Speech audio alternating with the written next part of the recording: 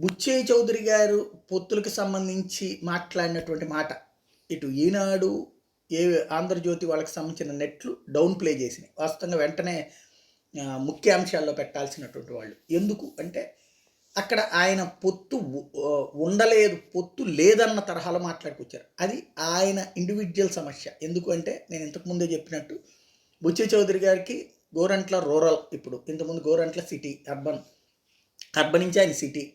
ఇప్పుడు పొత్తు జనసేనతో ఉంటే తనకు పొత్తు ఖాయం, అంటే తనకు సీటు ఖాయం. ఎందుకంటే జనసేన అప్పుడు ఈ రెండిట్లో ఏదో ఒకటి ఉంటుంది. అంటే తెలుగుదేశం పార్టీ ఇప్పుడు ఆదిరెడ్డి వాసు గారికి ఇచ్చేసేస్తే అక్కడ సిటీ ఇస్తే రూరల్ ఈయనకి అనేటువంటిది. కానీ జనసేనతోనే ఒక లాస్ ఉంది. ఆయన రూరల్లోనో అర్బన్లోనో జనసేన వాళ్ళని ఈయన ప్రెషర్ చేస్తుందండి, మీరు సిటీ తీసుకోండి, రూరల్ వదిలేసేయండి అన్నటువంటి ఆ కోణంలో కొంతవరకు ఒక అవకాశం ఉంది.